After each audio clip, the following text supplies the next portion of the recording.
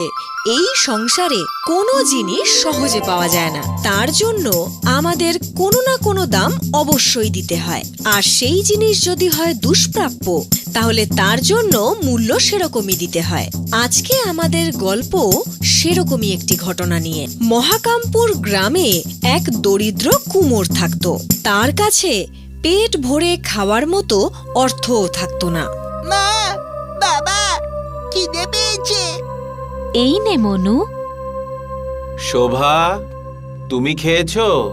হ্যাঁ, আমি খেয়ে নিয়েছি। মিথ্যে কথা বলো না। আর কোনো খাবার নেই, তাই না? আমাকে তুমি ক্ষমা করে দাও শোভা। আমি তোমাদের দুবেলা পেট ভরে খাওয়াতেও পারি না। ক্ষমা করে দিও আমাকে। এরপর থেকে কুমোর প্রচুর পরিশ্রম করার পরেও তিনজনের পেট ভরে খাবার মতো উপার্জন করতে পারে না। প্রতিদিন তিনজনের মধ্যে থেকে কাউকে না কাউকে খালি পেটে ঘুমোতেই হতো। এইরকম অবস্থায় একদিন সন্ধেবেলায় তার সাথে একটা ঘটনা ঘটে। তাদের সন্তান মনু দুপুরে ঘুমানোর পর আর উঠছিলই না। মা এসে জাগানোর চেষ্টা করাতে জানতে পারল যে মনু মারা গেছে।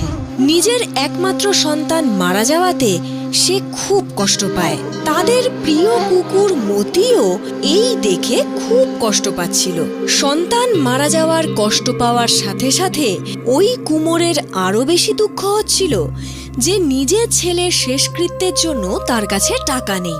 সে তাকে নিয়ে গিয়ে চুপি চুপি সেই মাটিতেই পুঁতে দেয়